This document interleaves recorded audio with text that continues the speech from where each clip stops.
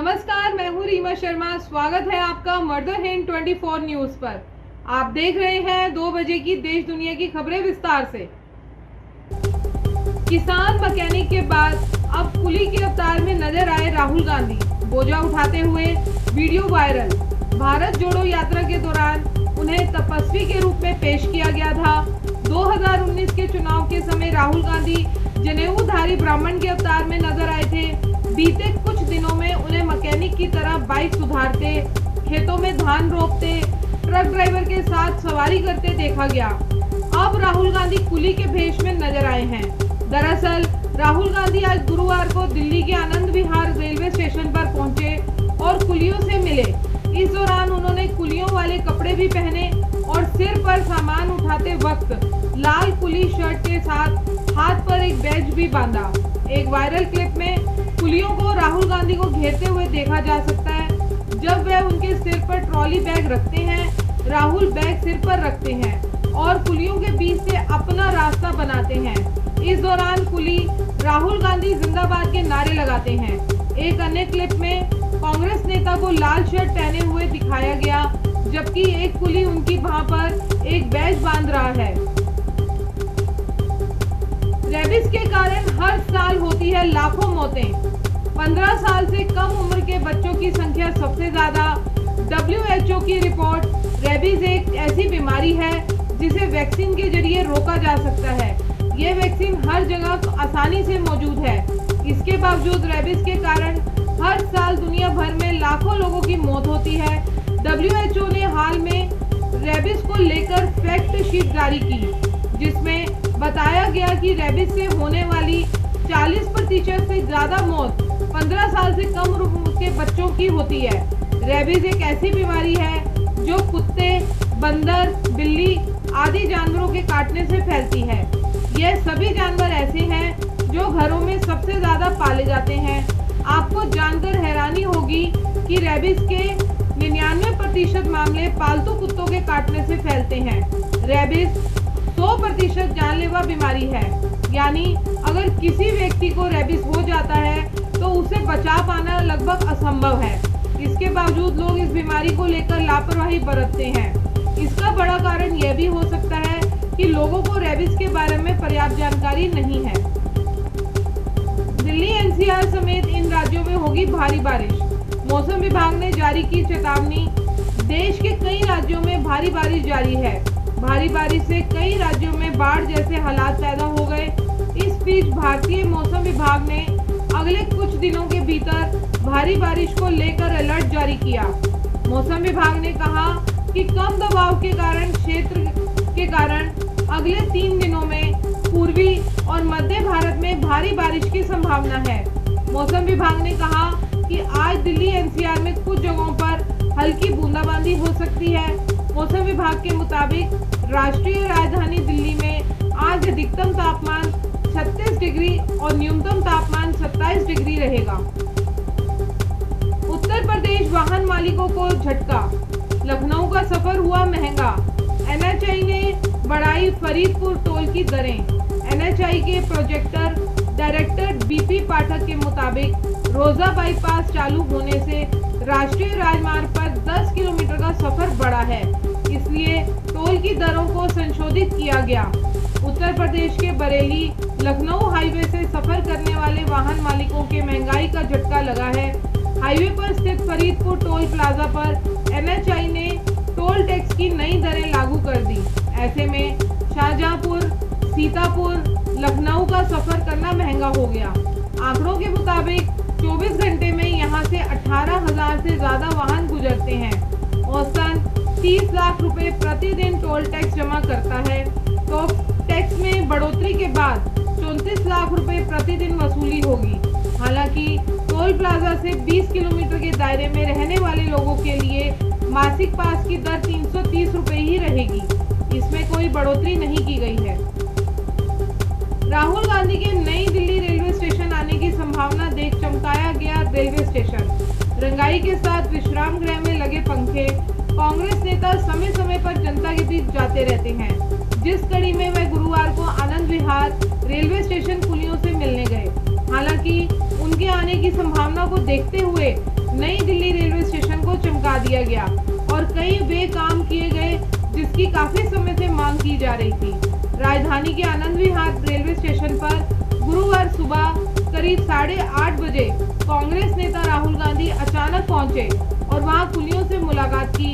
इस दौरान उन्होंने कुलियों से बातचीत कर उनकी समस्याओं को भी सुना और यात्रियों का सामान भी उठाया। राहुल गांधी से बात करने के बाद अब कुलियों में आस जगी है कि उनकी समस्याओं का निवारण होगा। हालांकि कांग्रेस नेता के आने का असर आनंद विहार रेलवे स्टेशन से ज्यादा नई दिल्ली रेलवे स्टेशन पर देखने को मिला। दरअसल राहुल गांधी के आने की संभावना को देखते हुए नई दिल्ली रेलवे स्टेशन पर रेलवे अधिकारियों ने बदहाल पड़े कुलियों के विश्राम गृह की साफ सफाई व रंगाई करवाई। बताया गया कि स्टेशन पर कुल 1278 कुली हैं, लेकिन उनके लिए यहाँ व्यवस्थाओं की कमी है। उन्होंने बताया कि यहाँ पर पीने के पानी की व्यवस्था के साथ सफाई व्यवस्था सही नहीं है। महिला आरक्षण की आड़ में जिस बात की आशंका थी वही शुरू हुआ। ओबीसी, एससी, एसटी के आरक्षण बढ़ाने की चर्चा शुरू हो गई। 80% फॉरवर्ड और पिछड़ा वर्ग जो जीवन के आर्थिक उलझनों में संघर्षरत है, वह हिंदुत्व और जातिवाद के चाशनी में डूबे हुए हैं, जिनको संविधान की मूल प्रति दिखाकर बुद्धू बना दिया गया, जिसमें सेकुलर सोशलिस्ट शब्द नहीं है। लेकिन यह वर्ग स्वयं अपने आप का इतना विरोधी हो गया है कि वर्तमान सत्ता के छिपे संदेश को नहीं समझ पा रहा कि भारत एक पूंजीपतियों का देश घोषित हो गया, जिसमें 90% आबादी गरीबी में जीवन यापन करती है और 1% लोग अपनी सुविधा के लिए सत्ता परिष्ठान को नियंत्रित करते हैं। राहुल गांधी की कुलियों से मुलाकात राजस्थान में कांग्रेस के लिए बनेगी सौगात। कांग्रेस के नेता राहुल गांधी वीरवार को दिल्ली के आनंद विहार रेलवे स्टेशन पहुंचे, कुलियों से मुलाकात की और उनकी समस्याएं सुनी। राहुल ने कुलियों की लाल कमीज पहनी, सिर पर सामान भी उठाया और फोटो भी सोशल मीडिया पर वायरल हो गई। राहुल की कुलियों से मुलाकात महज इत्तेफाक नहीं थी। कहा जा रहा है कि हाल में एक वीडियो प्रसारित हुआ था जिसमें रेलवे स्टेशन के कुली मित्रों ने उनसे मिलने की इच्छा जताई थी। कांग्रेस ने आज कहा राहुल उनके बीच पहुंचे और उनकी बात सुनी। भारत जोड़ो यात्रा जारी है। राहुल गांधी ने भी लिखा, बहुत दिनों से मेरे मन में यह इच्छा थी कि उन्होंने मुझे बहुत प्यार से बुलाया भी था और भारत के मेहनतकश भाइयों की इच्छा हर हाल में पूरी होनी चाहिए। राहुल समाज के विभिन्न वर्गों के साथ बातचीत कर चुके हैं। हालांकि कुलियों से यह मुलाकात कांग्रेस को सीधे राजस्थान से जोड़ती है। नई दिल्ली, पुरानी दिल्ली, निजामुद्दीन, आनंद विहार सहित सभी रेलवे स्टेशनों पर करीबन 3000 कुलियों की संख्या है, जिनमें अधिकांश राजस्थान के मुस्लिम व मीणा समुदाय से हैं। झांसी में वैन से कूदकर भागे 3 कैदी, 11 पुलिस वालों पर केस दर्ज। सामने आया वीडियो। उत्तर प्रदेश के झांसी जिले से एक सनसनीखेज खबर सामने आई है। यहाँ पुलिस की अभिरक्षा से 3 कैदी फरार हो गए। घटना का वीडियो एक सीसीटीवी कैमरे में कैद हो गया।